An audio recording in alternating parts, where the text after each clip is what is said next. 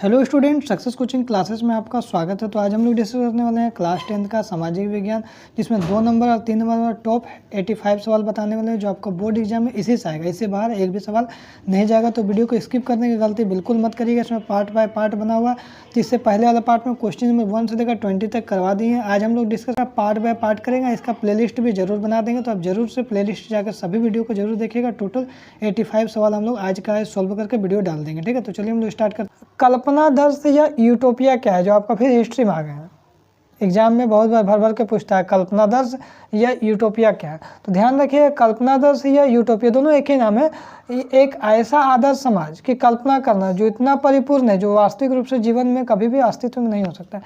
मैंने ऐसा समाज का कल्पना करना जो कभी भी वास्तविक में पूरा नहीं होगा, जैसे छुआछूत का कमी होना, सभी लोग मिलजुल कर रहना, सभी जो एक तरह से जाति है भेदभाव ना हो, छुआछूत ना हो। तो क्या ऐसा कभी भी हो सकता है? धर्म में कोई जाति भेद नहीं हो, फिर कोई जाति में जाति भेद नहीं हो, तो इस तरह नहीं हो सकता है कभी। ऐसा बोल रहा है कि ऐसा समाज की कल्पना करना जो कभी भी वास्तविक में पूरा नहीं हो, तो उसी को हम लोग क्या बोलते हैं? कल्पनादर्श बोलते हैं। देखिए बोल रहा है, यह अक्सर एक साहित्यिक या दार्शनिक अवधारणा होती है। इसका उपयोग मौजूदा समाज की कमियों को उजागर करने और बेहतर भविष्य की प्रेरणा देने के लिए किया था। और इसका विपरीत शब्द क्या है? डिस्टोपिया है। यह एक भयानक सा दमनकारी समाज का वर्णन। तो आपको इतना लंबा नहीं लिखना है, आपको मात्र इतना ही लिखना है, यूटोपिया वाला, ठीक है। अब आगे देखते हैं, उदारवाद से आप क्या समझते हैं? तो उदारवाद एक राजनीतिक और नैतिक दर्शन है जो स्वतंत्रता, व्यक्तिगत अधिकारों, सीमित सरकार और कानून समझ समानता को प्राथमिकता देता है, ठीक है। तो आपको उदारवाद लिखना है। आगे यदि हम लोग देख लेते हैं क्वेश्चन को, तो बहिष्कार से क्या मतलब है? तो बोला बहिष्कार का तात्पर्य किसी व्यक्ति, संगठन, देश या उत्पाद के साथ साथ सभी संबंधों को जानबूझकर और स्वेच्छा से तोड़ने या उससे दूर रहने से है। आमतौर पर विरोध के रूप में तैयार है। इसको हम लोग बहिष्कार में कोई चीज़ को होता है ना, हम लोग मानते नहीं है, बहिष्कार बोल रहा है कि। आगे देखिए नेक्स्ट सवाल बोल रहा है कि यह असहयोग आंदोलन का एक प्रमुख हिस्सा है जहाँ विदेशी वस्तुओं, स्कूलों और अदालतों का बहिष्कार किया था। यह एक अहिंसक विरोध का एक रूप है। इसका उद्देश्य आर्थिक और सामाजिक दबाव बनाना होता है। नेक्स्ट सवाल देखिए, स्वराज पार्टी का गठन किस उद्देश्य से किया था? तो देखिए नेक्स्ट सवाल क्या बोला, स्वराज पार्टी का जो गठन है महात्मा गांधी के द्वारा असहयोग आंदोलन के बाद कांग्रेस के भीतर राजनीतिक भागीदारी को बढ़ावा देने और विधान परिषदों के प्रवेश कर सरकारी नीतियों पर प्रभावित करने का उद्देश्य किया था। तो आपको 2 क्वेश्चन इसमें काम कर जाएगा। पहला क्या आपका अगर आएगा स्वराज पार्टी के गठन का उद्देश्य, तो आपको ये लिख देना। दूसरा, स्वराज पार्टी का गठन किसने किया था? महात्मा गांधी ने किया था, है ना, असहयोग आंदोलन के बाद किया था, ठीक है। तो इस तरीके से 2 काम आ जाएगा। अब ये भी ध्यान रखिएगा, इसका गठन कब हुआ था? तो 1923 में हुआ था।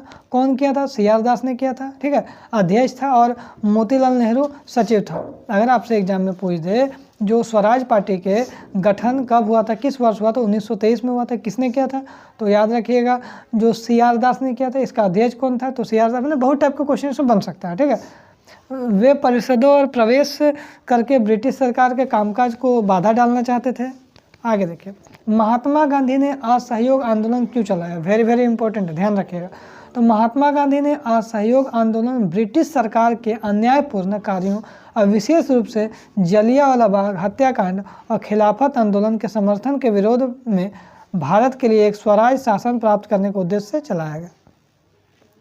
इतना आपको लिखने की ज़रूरत नहीं है, क्योंकि आपको लॉन्ग में अगर आएगा तो आप ये चीज़ लिखिएगा, नहीं आएगा तो आप ये चीज़ लिखने की ज़रूरत नहीं है। कभी कभी हमारा शॉर्ट में, ऐसा तो हमेशा लॉन्ग में आता है, लेकिन कभी कभी शॉर्ट में आता है G77 क्या है? तो G77 विकासशील देशों का एक संगठन है जो संयुक्त राष्ट्र में सामूहिक आर्थिक हितों को बढ़ावा देती है, ठीक है। अब आगे देखते हैं नेक्स्ट सवाल क्या बोल रहा है, गिरमिटिया मजदूर से आप क्या समझते हैं? तो देखिए गिरमिटिया मजदूर क्या होता है ना, जो एक एग्रीमेंट के तहत आपको काम करते हैं कि आपको इतना दिन काम करना है, आप इससे निकल नहीं सकते हैं। गिरमिटिया मजदूर औपनिवेशिक काल में वे अनुबंधित श्रमिक होते थे जो एक एग्रीमेंट, एक समझौता के जरिए समझौता होता था, उसी को हम लोग क्या बोलते हैं? गिरमिट कहते थे, के तहत मुख्य रूप से भारत में बागानों, खदानों और सड़कों के निर्माण के लिए अन्य देशों जैसे कैरिबियाई द्वीप समूह, फिजी, ये सब में लगाया जाता था। मतलब समझ लिए एक आपको एग्रीमेंट करवा दिए कि आपको मेरे यहाँ काम करना है, इतना दिन काम करना, आप इसमें हट नहीं सकते, उसको हम लोग क्या बोलते हैं, गिरमिटिया मजदूर बोलते थे। नेक्स्ट सवाल देखिए, रिंडर पेस्ट क्या था, बहुत एग्जाम के लिए इंपॉर्टेंट है। रिंडर पेस्ट जो पशुओं में होने वाला एक बीमारी था, एकदम संक्रमण, बहुत ही खतरनाक वायरस हो गया था, फैल गया था, जैसे कोरोना वायरस जैसा, जिसको हम लोग क्या बोलते हैं, मवेशी प्लेग के नाम भी जाना जाता है, मवेशी प्लेग भी कहा जाता था।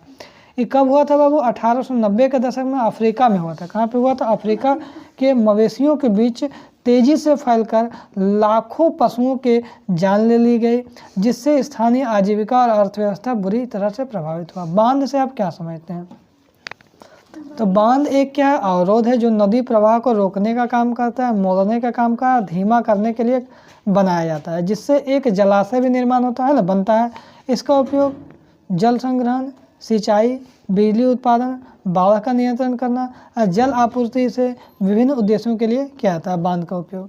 देखिए, बहु उद्देश्य नदी घाटी परियोजना से आप क्या समझते हैं, तो देखिए क्या बोल रहा है, जो बहु उद्देश्य नदी घाटी परियोजनाओं से तात्पर्य एक ऐसी एकीकृत योजना है जिसमें एक नदी घाटी के संसाधनों को उपयोग एक साथ कई उद्देश्यों के लिए किया जाता है, जैसे कि सिंचाई, जल विद्युत उत्पादन, बाढ़ नियंत्रण और मत्स्य पालन और पर्यटन।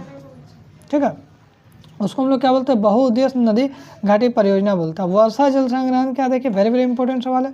तो वर्षा जल संग्रहण वर्षा के पानी को इकट्ठा करना, यही ना बात बोल रहा है, वर्षा जल संग्रहण वर्षा के पानी को इकट्ठा करना और संग्रहित करने का एक विधि है, एक मेथड है, जिसका उपयोग भविष्य में विभिन्न गैर पीने योग्य पानी उद्देश्य, जैसे मैंने पी तो नहीं सकते लेकिन बहुत सारा काम है, जैसे सिंचाई करना, घरेलू उपयोग करना, भू स्तर जल को उपयोग करने में यूज किया जाता था, उसीलिए वर्षा जल संग्रहण किया जाता है, जैसे राजस्थान में बहुत अक्सर किया जाता था।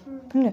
अब आगे देखिए, गहन कृषि क्या है, तो गहन कृषि एक ऐसी कृषि की प्रणाली है, इसमें भूमि कि एक छोटी इकाई पर अधिक पूंजी, मतलब भूमि का क्या है, छोटा इकाई, उसमें ज़्यादा से ज़्यादा अधिक पूंजी श्रम का उपयोग करके उच्च गुणवत्ता वाले बीज, उर्वरक, सिंचाई का आधुनिक तकनीकों के माध्यम से ज़्यादा उपज प्राप्त करने का प्रयास है। गहन कृषि क्या, हमने आपके पास भैया छोटा सा प्रणाली है, इसमें छोटा इकाई है, ज़्यादा ज़मीन तो नहीं, लेकिन आप क्या करें, उसमें ज़्यादा पूंजी लगा रहे हैं, ज़्यादा मेहनत कर रहे हैं, अच्छा क्वालिटी वाला बीज दे रहे हैं, तो वो सब आपका क्या होगा, आपका प्रोडक्शन ज़्यादा होगा, उपज ज़्यादा होगा।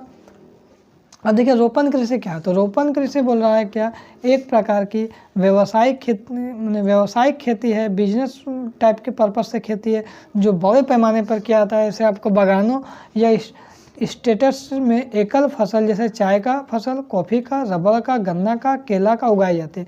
इसका मुख्य उद्देश्य होता है प्रसंस्करण उद्योगों के लिए कच्चा माल को उत्पादन करना होता है। ठीक है, अब आगे देखिए, रेशेदार फसल से आप क्या समझते हैं। रेशेदार फसल वे फसल होते हैं जिसमें रेशा प्राप्त करना होता है। क्या होता है, रेशा प्राप्त करना होता है, जिसका उपयोग कपड़ा, बोरा, रस्सी या अन्य सामान को बनाने के लिए किया जाता है।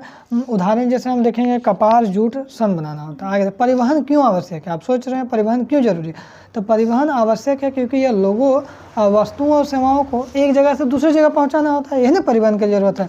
या तो कोई वस्तु या तो कोई सेवा एक स्थान से दूसरे स्थान को पहुंचाने में मदद करता है, जिससे आर्थिक विकास, व्यापार, संचार और सामाजिक संपर्क संभव होता है। आगे देखते हैं नेक्स्ट सवाल, राष्ट्रीय राजमार्ग क्या है, तो राष्ट्रीय राजमार्ग देश के प्रमुख शहर, बड़ा शहर हो गया, राज्य हो गया, राजधानी हो गया, बंदरगाह को जोड़ने का मुख्य सड़क है ना, राष्ट्रीय राजमार्ग, जिसका निर्माण रखरखाव केंद्र सरकार का द्वारा किया जाता है। अब देखिए, नेक्स्ट सवाल क्या बोला है, जनसंचार क्या है, तो जनसंचार एक ही समय में बड़ी संख्या में लोगों तक जानकारी पहुंचाना, जैसे आपको इंटरनेट है ना जी, जनसंचार एक ही समय में बड़ी संख्या में लोगों तक जानकारी, समाचार या मनोरंजन पहुंचाने की प्रक्रिया, जैसे टेलीविज़न, रेडियो, समाचार पत्र और इंटरनेट जैसे माध्यम, जैसे एक टाइम में हजारों, लाखों, करोड़ों लोग के पास जानकारी पहुँच जाता है। समझ में आ गया। अब देखिए आगे क्या बोल रहा है, सामुदायिक सरकार किसको बोलते हैं, तो इससे पहले हो गया ना 74 जी, हाँ हो गया 75। सामुदायिक सरकार किसको बोलते हैं, सामुदायिक सरकार एक ऐसी शासन व्यवस्था है जिसमें एक विशेष सांस्कृतिक, जाति या भाषाई समुदाय से संबंधित लोग अपने समुदाय के मामलों में प्रतिबंधित करने के लिए अपने प्रतिनिधियों को चुनाव करते हैं, भले ही कहीं भी ना रहता। संघवाद क्या है, तो संघवाद शासन सरकार का एक ऐसा रूप है जिसमें सत्ता संघवाद सरकार के एक ऐसा रूप है जिसमें सत्ता केंद्र सरकार और विभिन्न क्षेत्र स्तरों जैसे राज्य सरकार या प्रांत सरकार के बीच विभाजित हो जाता है, उसको हम लोग क्या बोलते हैं, संघवाद बोलते हैं। एग्जाम में आएगा तो आप लिख लीजिएगा छोटा। गठबंधन सरकार किसको बोलते हैं? गठबंधन सरकार तब बनती है जब चुनाव में किसी एक पार्टी का स्पष्ट बहुमत नहीं मिलता है, एक पार्टी को स्पष्ट बहुमत नहीं मिलता है और दो या दो से अधिक पार्टियां मिलकर एक साझा कार्यक्रम के आधार पर सरकार बनाती है। कहने का मतलब ना ही हम पूरी तरह जीत पाए ना ही आप पूरी तरह जीत पाए, तो हम लोग बोले कि चलो हम लोग को कोई तो जीत नहीं पाए, तो हमारे पास भी अच्छा खासा वोट है और आपके पास भी अच्छा खासा वोट है, तो हम लोग क्या करते हैं, दोनों मिल जाते हैं। हम मिल के क्या बना देंगे, गठबंधन सरकार बना देंगे, ताकि हम लोग जो भी काम करेंगे निर्णय मिल के काम करेंगे, क्या करना है क्या नहीं करना है, तो ये हमारा गठबंधन सरकार हो जाएगा। संघ सूची क्या है? तो संघ सूची भारतीय संविधान की एक ऐसी सूची है जिसमें राष्ट्रीय महत्व के विषय, राष्ट्रीय महत्व के बारे में सोचेगा, जैसे रक्षा, विदेशी मामला, बैंकिंग, मुद्रा, संचार शामिल है। इस पर जिन पर कानून बनाने का केवल केंद्र सरकार को होता है। एग्जाम के लिए बहुत ज़्यादा इंपॉर्टेंट है। देखिए, संघ सूची बोल रहा है भारतीय संविधान का वह सूची है जिसमें राष्ट्रीय महत्व, क्या हो रहा है, राष्ट्रीय महत्व के विषय में जैसे रक्षा, विदेश मामले, बैंकिंग, मुद्रा और संचार शामिल है। इस पर कानून जो है बनाने का केवल अधिकार केंद्र सरकार के पास होता है। 79 में ये राज्य सूची का क्या अर्थ है? राज्य सूची में स्थानीय और राज्य महत्व के विषय जैसे पुलिस, व्यापार, वाणिज्य, कृषि और सिंचाई शामिल है, जिन पर सामान्यतः कानून बनाने का अधिकार राज्य सरकारों को होता है। उसमें केंद्र सरकार का होता है, इसमें राज्य सरकार का। समवर्ती सूची देखिए, समवर्ती सूची में वे विषय शामिल होता है जिन पर केंद्र सरकार और राज्य सरकार दोनों मिलकर कानून बना सकते हैं, जैसे शिक्षा, वन, मजदूर संघ, विवाह और उत्तराधिकार में अगर कोई कानून बनाना है तो समवर्ती सूची बनाएगा। आगे देखिए, लैंगिक असमानता क्या है? तो लैंगिक असमानता का अर्थ होता है समाज में पुरुष और महिला के आधार पर भेदभाव। यही होता है, पुरुष का लड़का कर सकता है, लड़की नहीं कर सकता, इस तरह भेदभाव। जहाँ पुरुष और महिलाओं को समान अधिकार, अवसर और समान नहीं मिलते हैं, वहीं बोलता है लैंगिक असमानता, उसको बोलते हैं। अब आगे देखते हैं। अब देखिए, लैंगिक असमानता तो ये हम लोग हो गया। लैंगिक असमानता का अर्थ क्या होता है? पुरुषों और महिलाओं के बीच अवसरों और अधिकारों में असमानता से है।